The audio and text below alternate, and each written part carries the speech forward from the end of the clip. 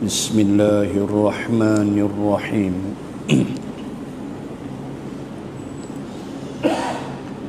Assalamualaikum warahmatullahi wabarakatuh. Alhamdulillahilladzi nazzala al-furqana ala abdihi liyakuna lil'alamina nadhira alladzi lahu mulkus samawati wal ard wa lam yattakhidh walada walam yakul lahu syarikum fil mulk wa khalaqa kulla syai'in faqaddarahu taqdira. Ashhadu an la ilaha illallah wahdahu la syarika lah wa ashhadu anna sayyidana Muhammadan abduhu wa rasuluh. Allahumma salli wa sallim ala rasulillah wa ala alihi wa sahbihi ajma'in. Subhanaka la ilma lana illa ma 'allamtana innaka antal alimul hakim. Bismillahi ma sya'allah la hawla wa la quwwata illa billah al-aliyyil azim. Amma ba'd. Muslimin dan muslimat rahimakumullah, sambung bacaan suratul A'raf ayat 165 dan 166 insyaallah wa biiznillah. A'udzu billahi minasy syaithanir rajim. Falamma nasu ma dzukkiru bih anjaynal ladzina yanhauna 'anis su' wa akhadna alladhina zalamu bi'adzabin ba'isim bima kanu yafsuqun. Falamma 'atau 'amma nuhu 'anhu qulna lahum kunu qiradatan khasi'in. Sadaqallahul azim. Ayat 165. Maka ketika mereka melupakan, yakni tidak menghiraukan apa yang telah diperingatkan kepada mereka, kami selamatkan orang-orang yang melarang daripada perbuatan jahat itu, dan kami timpakan orang-orang yang zalim dengan azab siksa yang amat berat disebabkan mereka berlaku fasik, yakni durhaka. Tuan-tuan muslimat, pada bulan yang telah lalu kita telah membahaskan kisah 3 kelompok manusia. Pertama adalah satu kelompok Bani Israel yang telah menggali lubang di tepi pantai, lalu menyediakan jaring di situ dan menunggu ikan masuk pada hari Sabtu. Ketika air pasang, ikan akan masuk. Mereka tanam pada hari Jumaat. Mereka tanam dah pukat itu.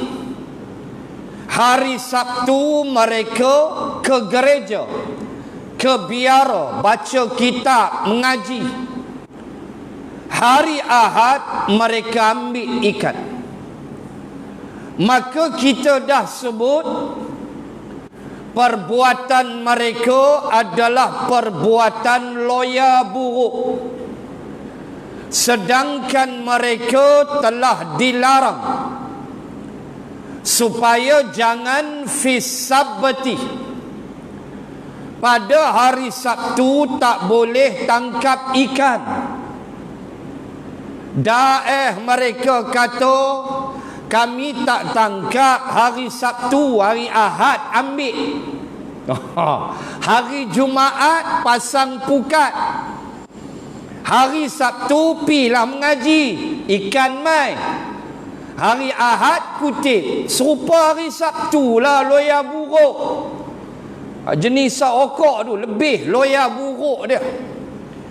Kata ke Nabi Musa, kata ke Nabi Yusha bin Nun, bahawa kami tak ada, mana ada ambil ikan hari Sabtu. Kan kelompok pertama tu kita baca dah bulan lepas. Kita baca juga kelompok kedua pada bulan lepas, iaitulah satu kelompok Bani Israel yang melarang perbuatan itu. Satu geng pula pi tegak, kamu jangan buat macam ni, Allah marah, tak boleh. Kita dah baca dah satu kelompok. Dan satu kelompok lain, kelompok ketiga, melarang atau menegur kelompok kedua yang buat teguran tu. Kelompok ketiga kata, tegak buat apa, puak-puak tu biar dia mampu itu. Bahasa kasak dia lah. Biar pi kat mereka. Tegak buat apa? Bukan tak tahu, kata kelompok ketiga kepada kelompok kedua yang duduk atas dasar amar ma'ruf nahi mungkar.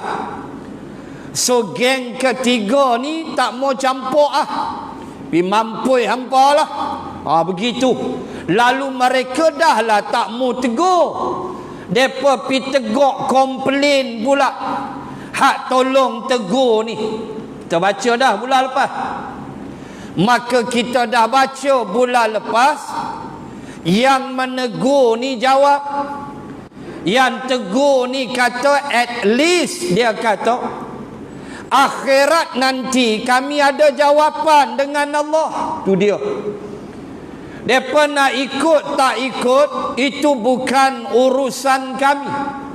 Tapi kami tegur perbuatan mereka dalam keadaan nanti di akhirat kami lepas dah, sebab kami dah tegur. Itulah guna amar ma'ruf nahi mungkar. Hidayah Allah punya, kita tegur aja. Tu kaedah. Tuan-tuan muslimat, kita tengok dah tu bulan lepas 3 kelompok yang tangkap ikan, degil, yang menegur dan yang marah golongan yang menegur. 3 puak. Baik, malam ni kita sambung. Falamma nasu dzukkiru ma dzukkiru bih. Dia marilah cerita kelompok pertama yang tangkap ikan ni, yang pasang pukat hari Jumaat, kemudian ikan masuk hari Ahad, mereka kutip. Allah ungkit balik mereka. Allah sebut sifat mereka. Apa dia? Mereka itu nasu, nasia, makna melupakan, ma dzukkiru bih. Mereka telah melupakan apa yang diperingatkan kepada mereka oleh golongan kedua yang menegur tadi. Tuan-tuan muslimat, lupa memang sifat kita manusia. Dalam Islam ada hukum bab lupa ni. Tak sengaja terlupa nak solat, maka ingat solat. Habis waktu hang qada, ada hukum terlupa.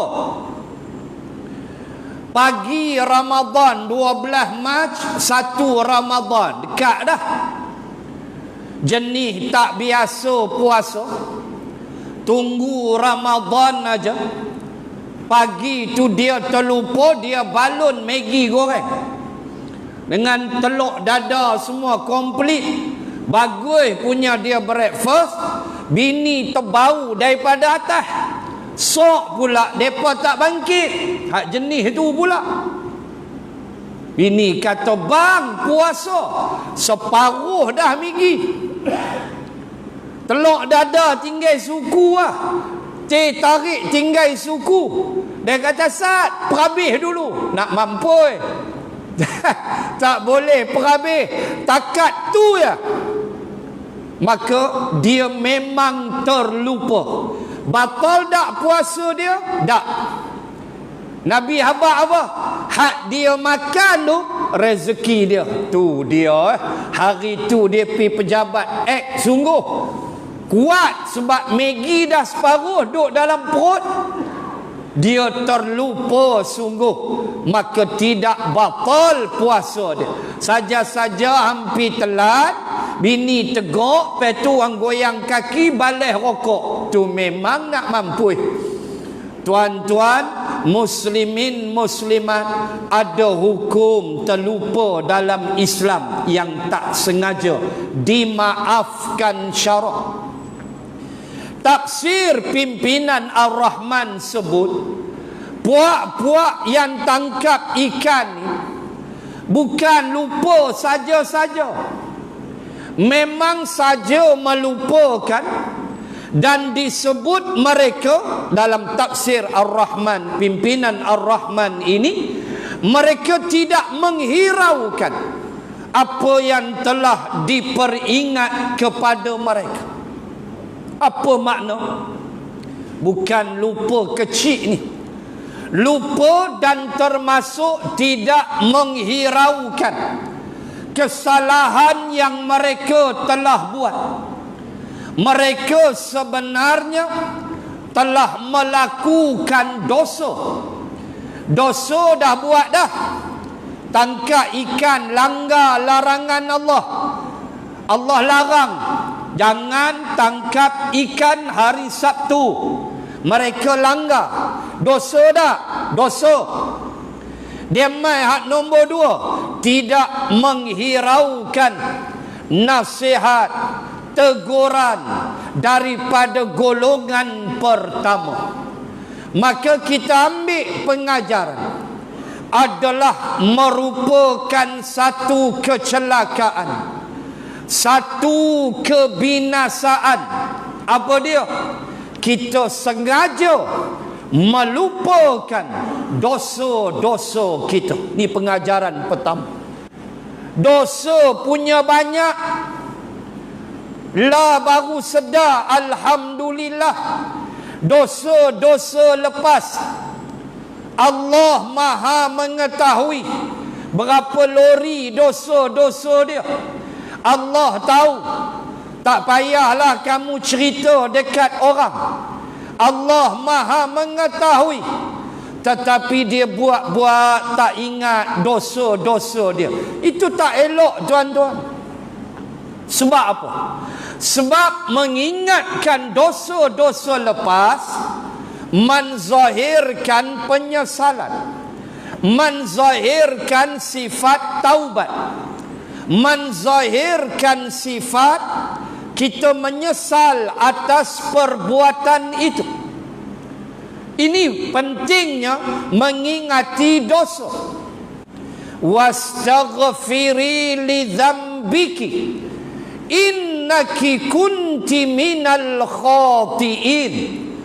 Ketika Al-Malik Raja berkata kepada Zulaikha setelah terbocor rahsia, Zulaikha lah yang menggoda Yusuf, maka apa kata suami raja dia? Wastaghfiri li dzambiki. Engkau wahai Zulaikha minta ampun atas segala dosa engkau ni. Minta ampun. Innaki, sesungguhnya engkau, kunti minal khati'in, engkau termasuk di kalangan orang yang buat salah. Tu Allah sebut dalam surah Yusuf. Raja pesan ke bini dia, minta ampun sebab anda buat salah. Macam mana kita nak minta ampun kalau kita tak kenang dosa? Penting mengingat dosa dan salah kita supaya timbul perasaan bertaubat, minta ampun kepada Allah. Saya bawa contoh sebuah sukan. Mari kita tengok sukan sikit. Nak ambil contoh. Semua kita pernah bersukan. Kan kita dulu main macam-macam. Bola sepak, walaupun tak mewakili state tapi mewakili estate. Jadi state juga kan. Kita main bola, kita main hoki, kriket, volleyball, badminton, segala jenis kita main. Bila kita main game sukan ni, nak sebut dosa, katalah bola sepak, bila kita buat salah, yellow card lah. Kadang-kadang referee warning. Jangan buat lagi, dia warning. Kalau nampak agak kasar sikit, dia bagi kad kuning. Lepas tu dia carry on lah, dia tulis nama kita, jersey kita, apa semua.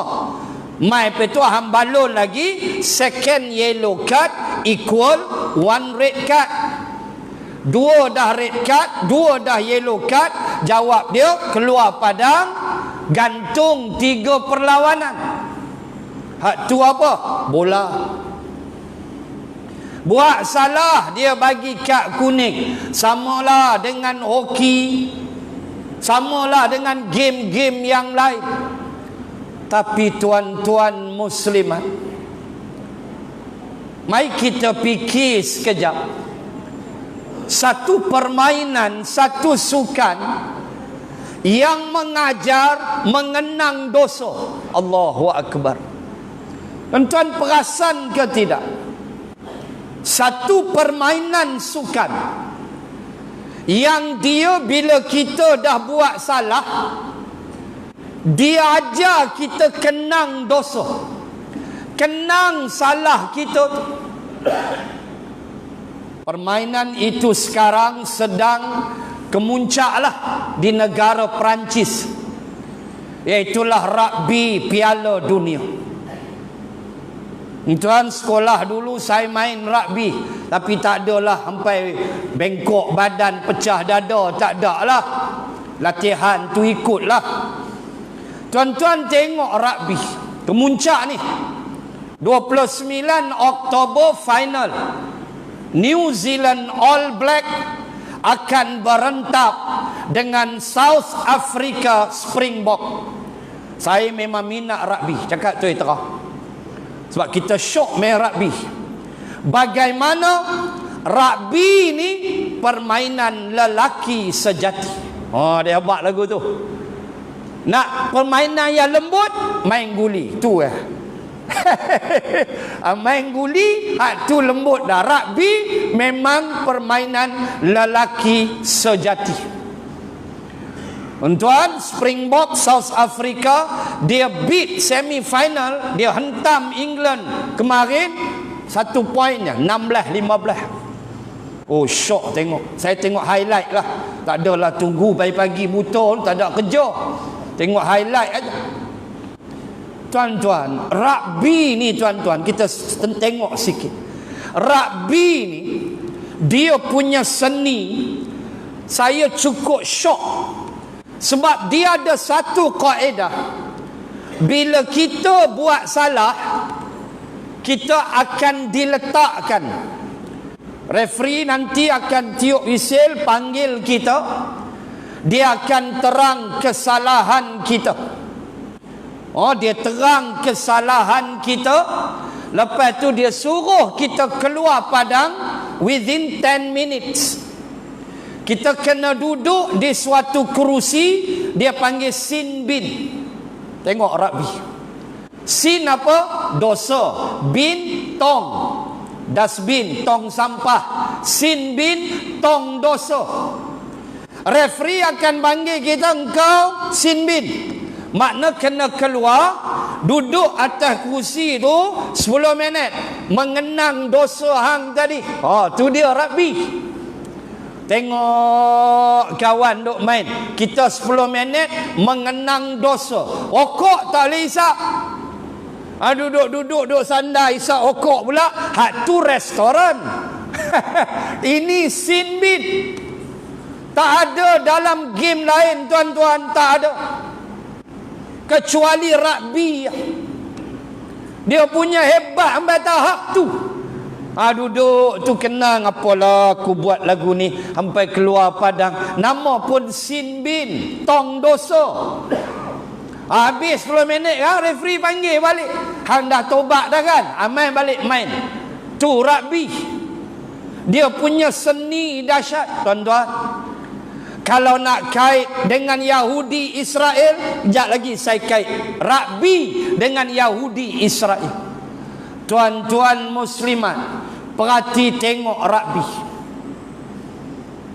Dia diajar kepada kita dalam ilmu pengurusan tuan-tuan. Bila kita belajar management and leadership, antara subjek yang kita akan belajar di dalam management and leadership ialah setiap seseorang ada tugas dia masing-masing.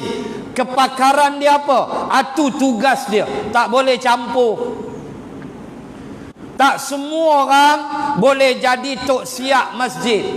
Tak semua orang boleh jadi AJK masjid. Dia ada hak kepakaran masing-masing. Tuan-tuan tengok rugby. Antara poin paling banyak rugby ni ialah penalti. Try itu payah. Try 5 mata, penalti 3. Penalti ni paling banyak dalam rugby. Apa saya nak sebut? Yang ambil penalti tu, dia bukan boleh orang lain. Seorang tu tugas dia. Orang lain tak boleh kacau. Aku pengurusi masjid. Hamba jangan duk kacau, aku pengurusi. Hang Bilal, kejar Hang Bilal, jangan campur dan sebagainya. Ini contoh. Maka dalam keadaan nak sepak penalti tu, yang South Africa menang last minute tu penalti, 2 minit lagi nak habis. Depa dapat penalti, terajang masuk. Dan dalam undang-undang rugby, yang sepak penalti ni seorang aja, nama dia fly half. Posisi dia fly half. Orang lain tak boleh ambil. Prop ke, scrum half ke, hooker ke, flanker ke, no, tak boleh. Mesti fly half. Dan badan dia halus kecil. Dia tak boleh kedempoi lagu tu nak ambil penalti, tak masuk. Sebab itu rugby, saiz badan berbeza. Perhati tengok. Ya, ada yang besar, yang ni fullback belakang. Ada yang halus, yang ni flanker, wing. Yang banyak skor flank lah, flanker. Mereka halus, lari laju. Jenis berlatih, lepas anjing, mereka lari laju, anjing ligat. Tuan-tuan, nak sebut fly half akan ambil.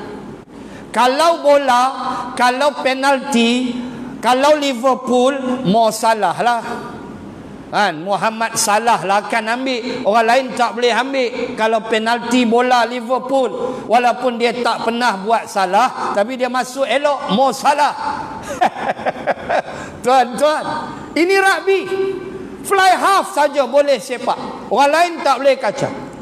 Tuan-tuan tengok scrum. Dalam game rugby, tuan-tuan, paling kita tak mau ialah scrum. Sakit badan. Referee kira nak scrum ya. Scrum ni kira kalau bola free kick lah, start balik game. Maka nak mulakan balik game atas kesalahan yang dibuat, offside ke, baling bola ke depan ke, offside lah. Bola mesti baling ke belakang, dia tak boleh forward, dia mesti baling belakang. Maka bila baling ke depan, offside. Maka kena mula balik, start dengan scrum.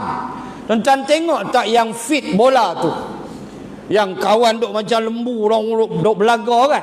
Lepas tu ada yang fit. Yang fit bola tu seorang ya, tak boleh orang lain. Posisi dia scrum half, dia akan fit. Bila dia fit, kena cangkuk bola tu ke belakang. Yang cangkuk tu posisi dia satu ya, nama dia hooker. Dah nama pun hook, cangkuk, dialah hooker. Dia akan cangkuk, kaki lain jangan sibuk nak cangkuk, dia seorang ya. Dia panggil hooker, dia duduk tengah-tengah. Tuan-tuan, rugby seni tuan-tuan. Dia letak orang tertentu pada tugas tertentu. Kamu bidang kamu ni, hak ni lah. Kamu jangan cakap banyak, ni bidang kamu. Kamu tugas kamu yang ni, baca book of reference, baca undang-undang. Apa tugas kamu? Yang ni. Supaya elok pentadbiran sesuatu organisasi. Tu rugby. Tuan-tuan, boleh tak kita kait game rugby dengan Yahudi? Berapa minit game rugby? 40 minit.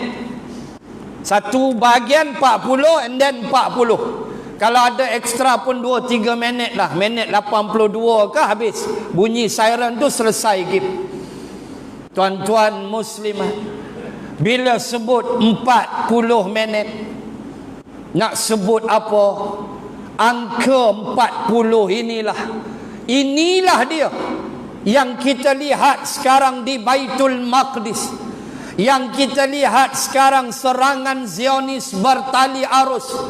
Yang kita lihat sekarang ini bermula dengan angka 40 ini.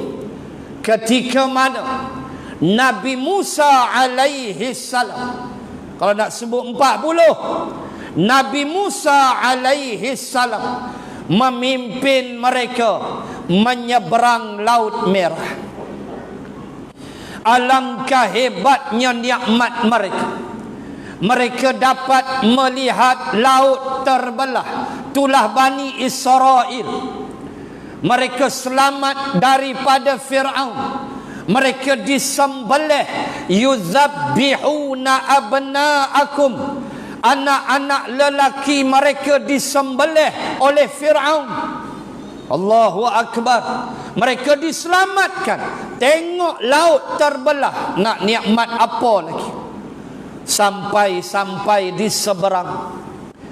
Allah memerintahkan supaya mereka, kata Nabi Musa, udkhulul ardal muqaddasah allati kataballahu lakum. Ini punca dia.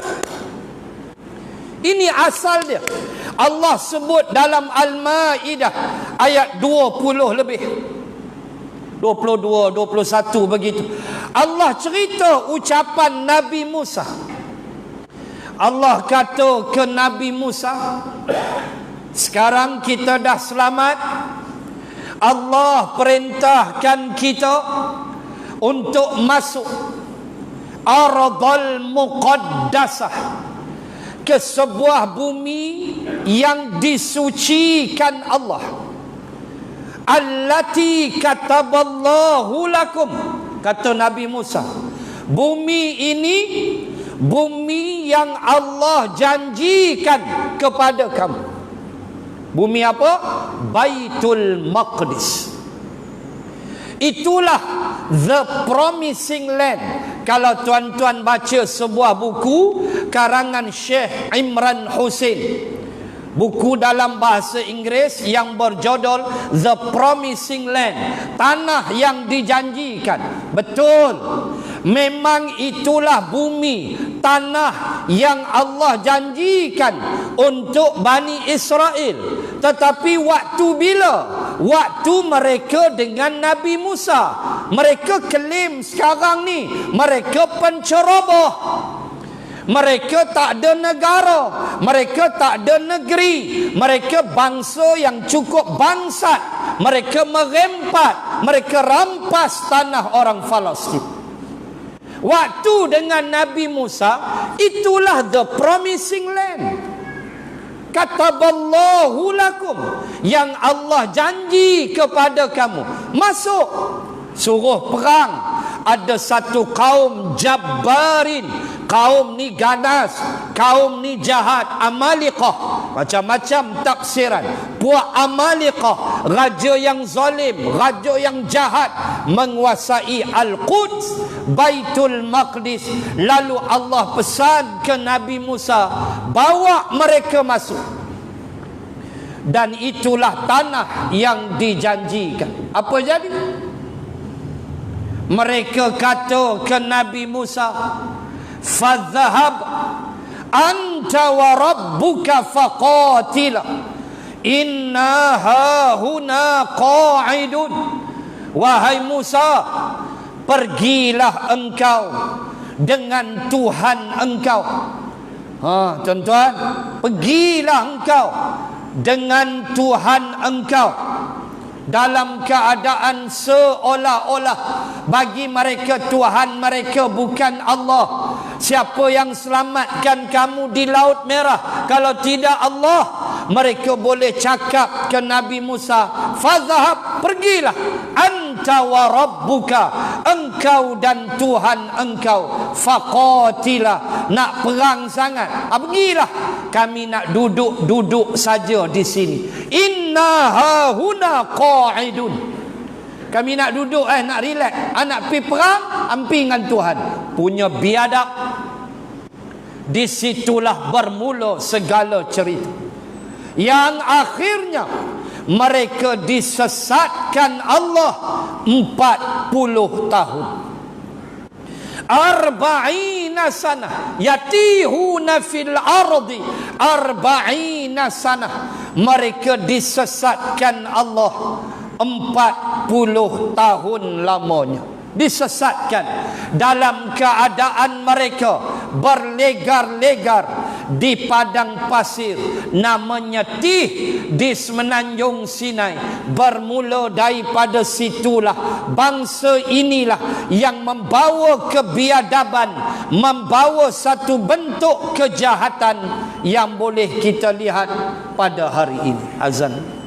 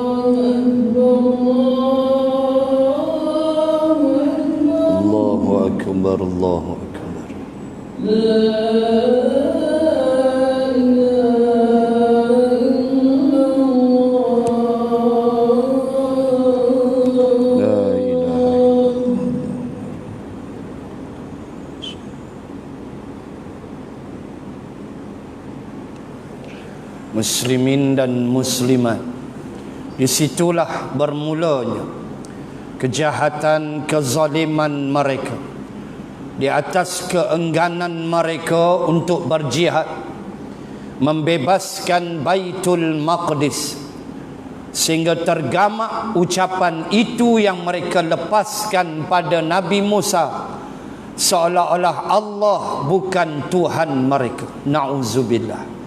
Itulah kejahatan mereka. Lalu Allah sesatkan mereka 40 tahun. Kalau kita nak ambil angka 40 tahun mereka sesat. Namun Allah melebarkan lagi kasih dan sayangnya dengan al-manna, dengan as-salwa, dengan awan yang melindungi mereka. Berapa kali dah kita sebut benda itu. Makanan yang mereka perolehi, sehinggalah mereka menjadi generasi manusia yang nanti kita akan cerita. Ada ayat ke depan tentang kisah mereka. Ada 1-2 ayat ke depan yang akan saya hurai agak lebih detail, termasuk nanti Theodor Herzl, termasuk peristiwa di Switzerland, di Bandar Basel, Switzerland. InsyaAllah sampai ayat tu saya akan sebut penaksiran dia. Cuma saya nak sebut rugby 40 minit, satu bahagian, satu masa pertama. Ingat angka 40 tahun mereka sesat. Itulah permulaan bagi kejahatan, kezaliman yang mereka lakukan sampailah ke hari ini. Dan ini adalah aturan Allah Subhanahu wa ta'ala, seperti yang Nabi sebut, la taqumus sa'ah hatta yuqatilal muslimunal yahud. Kiamat tidak akan berlaku sehinggalah Islam dan Yahudi berperang. Tuh, macam-macam dah. Rusia dah warning. Amerika sudah menghantar kapal-kapal destroyer di Laut Mediterranean. Rusia sudah memberi amaran, hampa masuk, kami sampai. Rusia dan Iran. Negara Arab lain duk sembang, tentu saya duk gaduh lah, isak okok sudahlah. Tak berapa nak laju sangat. Ada yang buat demo marah pula, jangan duk bawa gambar Benjamin Netanyahu. Ni demo tek kucing apa lagu ni? Orang bawa gambar Benjamin Netanyahu pun hang suruh bawa turun. Apa demo lagu tu? Sedangkan Netanyahu adalah kepala pengganas dunia bersama dengan Moshe Dayan dulu, bersama dengan Yitzhak Rabin, bersama dengan Ariel Sharon. Ini semua Perdana Menteri Israel yang kerja mereka tak ada lain menghancur, membunuh umat Islam. Kerana dasar mereka begitulah, umat Islam mesti disembelih kerana mereka mengambil suatu pandangan yang salah. Mereka kata apa? Oleh kerana Nabi Ismail bermula dengan sembelih. Dia pergi kona tentu. Dia pergi kona situ. Kan ibadah korban. Oleh kerana Ismail disembelih oleh Nabi Ibrahim, kata mereka, makanya Ismail itu mengeluarkan bangsa Arab, maka umat Islam akhirnya lahir Nabi Muhammad, maka umat Islam mesti disembelih. Itu doktrin mereka yang cukup biadab dan cukup salah. Maka tuan-tuan, itulah yang Nabi sebut, dan mereka nanti akan berlindung. Yahtabi'ul yahudiyu min warai hajaru wasyajar fayaqulal hajaru wasyajar. Bila dalam perang itu mereka akan berlindung di balik batu dan pokok, maka batu dan pokok akan bercakap. Berapa kali dah kita baca hadis. Fayaqulal hajaru wasyajar, maka berkatalah batu dan pokok, ya muslim, hadza yahudiyun khalfi, ta'ala faqtuluh. Batu bercakap, pokok bercakap, wahai muslim, wahai tentera Islam, niha di belakang saya, kata batu dan pokok, adanya tentera Yahudi, ta'ala, mari sini, faqtuluh, bunuh dia. Kuat mana batu tu bercakap, kuat mana volume dia, pokok tu bercakap, hanya Allah yang tahu. Tetapi tentera Islam akan mendengarnya. Illal gharqad, kecuali pokok pohon namanya gharqad, fa innahu min syajaril yahud, pohon ini milik Yahudi, pohon ini tidak bercakap, kata Rasulullah. Sebab itu mereka tanam lama dah. Tuan baca internet, ratusan ribu pokok-pokok gharqad yang mereka tanam. Sebab mereka baca hadis, pendeta mereka beritahu pokok ini tak bercakap, kita boleh berlindung di baliknya bila berlaku peperangan nanti. Macam-macamlah tafsiran. Ada yang kata Armageddon, macam-macam tafsiran. Tetapi nak sebut, itulah yang akan berlaku. Maka kita baca, dan ulama beritahu bagaimana mereka punya perancangan 9 buah pokok gharqad untuk seorang Yahudi. Bayanglah berapa banyak dia nak tanam. 9 pokok, seorang Yahudi berlindung, punya bacoy, punya penakut. 9 seorang, 9 pokok seorang. Hang buat pi lah sampai masa kamu akan dimusnahkan oleh Allah. Nanti kita baca, ada 2-3 ayat ke depan, saya akan hurai detail lagi dalam soal ini. Makanya bermula angka 40 tahun itulah, start daripada situlah mereka mula biadab. Nabi Yusha bin Nun pimpin mereka, mereka langgar arahan. Inilah yang kita baca. Baik, sambung sikit. Lalu mereka melupakan apa yang telah Allah peringatkan akan dosa-dosa mereka. Itu yang saya sebut tadi. Ingat, rugby ada sin bin.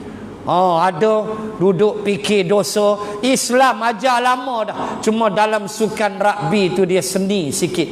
Dia ada benda macam tu. Dia tak lama, 10 minit ya. Kalau kita istighfar, tafakur, muhasabah, seperti kata Saidina Umar, hasabu anfusakum qabla an tuhasabu. Sayyidina Umar kata, hisablah dirimu sebelum kamu dihisab di hadapan Allah. Muhasabah. Banyak mana dah dosa aku ya Allah, banyak manalah amalan aku ya Allah, banyak manalah sedekah aku ya Allah. Kita muhasabah, terutama dalam merenung dosa-dosa kita. Bukan nak suruh tuan-tuan main rugby, tak larat dah tua. Nak buh posisi nak buh prop pun tak boleh, nak buh flanker lagi tak boleh, lari kena laju nak skor. Duduk je lah, duduk diam-diam, fikir aja dosa. Bagaimana rugby ada sin bin, mengajar kita, hang dah buat salah, hang renung sat 10 minit, hang masuk balik, tu kira dah bersih dah, tu dah tobat. Itu game rugby, seni dia. Cukup syok bila kita kaji tentang permainan ini. Dalam keadaan kita wajib mengenang dosa dan salah kita. Baik, bahagian kedua masih lagi 165. Lalu Allah selamatkan orang-orang yang melarang mereka. Orang yang melarang geng tangkap ikan ni diselamatkan oleh Allah daripada kemurkaan dia. Ini yang kita sebut tadi. Pentingnya amar ma'ruf nahi mungkar. Orang nak ikut tak ikut, none of our business. Tu bukan hal kita. Kita cakap ya, kita tegur. Hampa ikut, hampa selamat. Hidayah bukan aku punya. Abu Talib pun tak boleh ikut Nabi. Buat aku mana? Ini hidayah. Kerja Nabi cakap, beritahu. Begitulah kita. Yang penting Allah akan selamatkan kita. Dalam ayat ni Allah sebut kami selamatkan orang-orang yang melarang daripada perbuatan jahat itu. Allah limpahkan rahmat dan kasih sayang dan mereka selamat dari murka Allah. Ini yang kita takut, murka Allah. Baik. Dan kami timpakan orang-orang yang zalim dengan azab seksa yang amat berat disebabkan mereka berlaku fasik. Apa dia azab tu? Nanti ke depan 1-2 ayat lagi kita bincang. Ada ayat lain yang akan cerita azab yang Allah maksudkan. Baik, last ayat 166. Maka setelah mereka berlaku sombong takabur, tidak mengambil indah kepada apa yang telah dilarang mereka melakukannya, kami katakan kepada mereka, jadilah kamu kera yang hina. Kita dah sembang dulu, ini ayat dia. Mereka-mereka yang menangkap ikan itu telah dijadikan kera oleh Allah Subhanahu wa ta'ala. Dalam tafsiran 2. Pertama, kera sungguh. Kera sungguh. Dan ini agak kuat tafsiran dia. Kera sungguh. Dan mereka hanya hidup 3 hari sahaja. Buka Ibnu Katsir, buka tafsir mana pun. Hak yang tangkap ikan tu kera pada fizikal, kera sungguh. Dan mereka dapat hidup 3 hari, lepas tu mati. Tak ada generasi kera tu. Tu Charles Darwin, teori evolusi. Teori Darwin yang mengatakan manusia daripada beruk kera. Tak. Akidah kita, mereka mati setelah 3 hari. Tafsiran kedua adalah perangai kera. Cuma jumhur ulama kuat pada fizikal kera. Tapi hidup 3 hari aja. Cuma ada tambahan. Qul hal